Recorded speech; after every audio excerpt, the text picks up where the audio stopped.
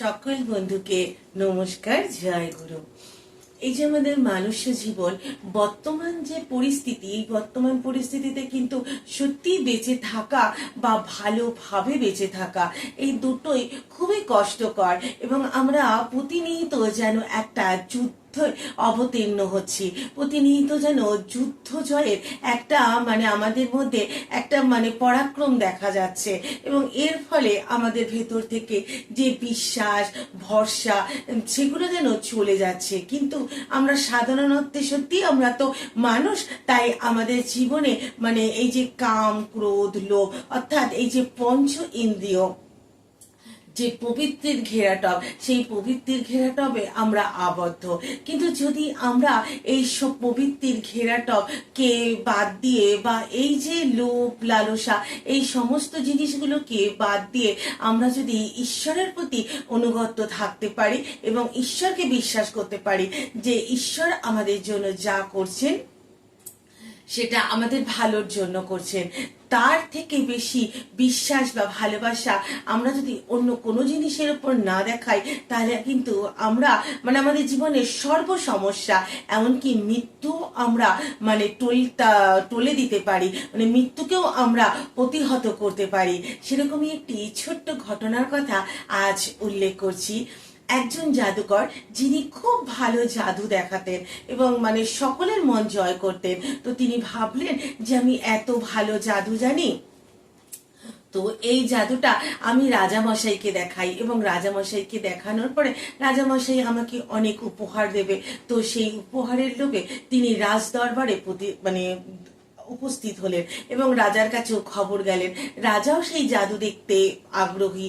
তো সেই জাদুকর যখন রাজ দরবারে ঢুকছে, তখন তিনি মনে করলেন যে আমি তো জাদু দেখাতে এসেছি, তো এমন একটা কিছু করি যাতে রাজা অবাক হয়ে যায়। তো তিনি সেই রাজ দরবারের গেট দিয়ে ঢোকার সময় রাজার মুকুটটাকে উধাও করে দিলেন। তো এতে রাজা খুশি না হয়ে অত্যন্ত চটে গেলেন, কারণ রাজ মুকুট রাজার মাথা থেকে সরিয়ে দিয়েছেন। তো এর জন্য তিনি সেই জাদুঘরের উপর রেগে গিয়ে জাদুকরকে মৃত্যুদণ্ড দিলেন, এবং সেই মৃত্যু যে উপহার নিতে এসেছিল সে মৃত্যুদণ্ড পেল। তাই সেই জাদুকরকে যখন নিয়ে যাওয়া হচ্ছে মৃত্যুদণ্ড দিতে, তো সে কিন্তু বিচলিত নয়, সে কিন্তু তার ঈশ্বরের উপরে ভরসা রেখেছেন যে যা হয়েছে ভালো হয়েছে, আগেও যা হবে ভালো হবে। তো তাকে যখন সেই কালকুঠরিতে বন্ধ করা হয়েছে, তখন তার স্ত্রী তার সঙ্গে দেখা করতে এসছেন। সে হাউমাউ করে কাঁদছে যে আর 7 দিন পর তাকে মৃত্যুদণ্ড দেওয়া হবে। তো সেই জাদুকর তখন তার স্ত্রীকে বলছে, 7 দিন কে দেখেছে, তুমি আনন্দে থাকো, আমার ঈশ্বর আমার সাথে কখনোই অন্যায় করবে না। তো তিনি কোনো নিশ্চিন্তায় যে মৃত্যু এসেছে তো কি হয়েছে, এরকম একটা ব্যাপার। তো যেদিন তার মৃত্যুদণ্ড হবে, সেই ফাঁসি তাকে দেওয়া হবে, সেদিন রাজামশাইও উপস্থিত। সে তখন হাসতে হাসতে সেই ফাঁসির কাঠগড়ায় গিয়ে দাঁড়ালেন।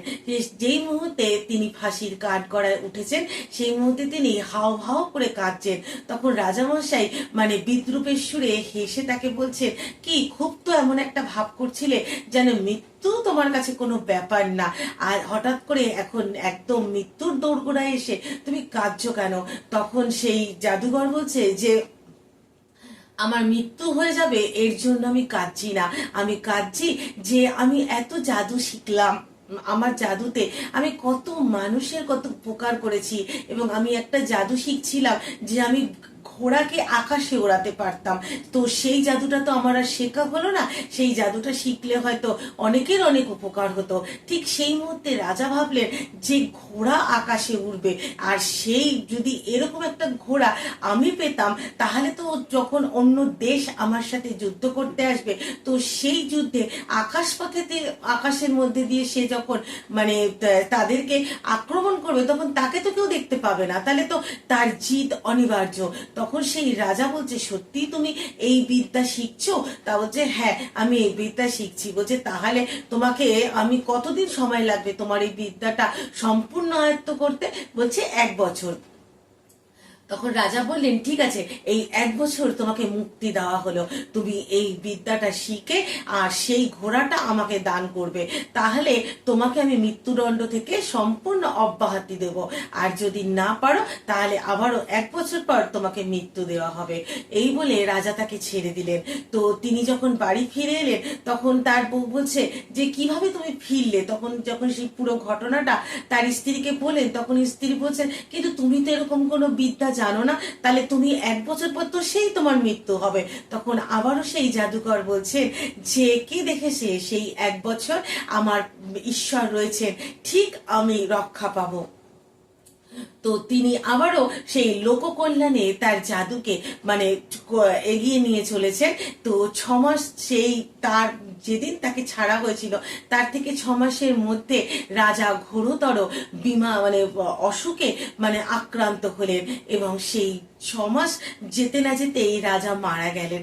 তো যিনি তাকে শাস্তি বিধান করেছিলেন সেই রাজাই যখন মৃত্যুবরণ করেছেন, তখন আর জাদুকরের সাজাটা মানে তার সেই মানে বিপদটা কোথা থেকে আসবে। এই হলেন ঈশ্বরের প্রতি বিশ্বাস।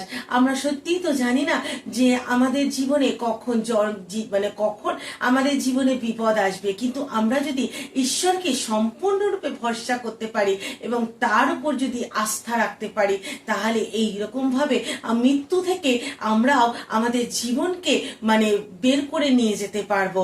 আমার বাস্তব জীবনে এই ঘটনাটার সাথে অনেক মিল। বহুবার আমি আমার জীবনে মৃত্যুকে প্রতিহত করেছি, বহুবার আমি আমার জীবনে ঈশ্বরের পরম আশীর্বাদকে লাভ করেছি। তাই মানে প্রত্যেকটা মানে সৎসঙ্গীর উদ্দেশ্যে এবং প্রত্যেকটা মানুষের উদ্দেশ্যে এটাই বলতে চাই, আমরা যেন আমাদের অস্তিত্বকে ভুলে না যাই। আমাদের অস্তিত্ব হলেন ঈশ্বর। তাই ঈশ্বরের প্রতি যদি আমরা মানে অনুগত থাকি এবং সর্বোত্তভাবে তাকে যদি আমরা ভালোবাসি, তাহলে আমরা মানে যে কোনো বিপদ যে কোনো সময় প্রতিহত করতে পারবো। তাই আমরা প্রত্যেকে ঈশ্বরের প্রতি অনুগত থাকবো, ঈশ্বরকে ভালোবাসবো, তবেই আমরা আমাদের জীবনকে অন্য গতিতে বা অন্য প্রবাহে প্রভাবিত করতে পারবো। আজ এই পর্যন্ত। নমস্কার, জয় গুরু।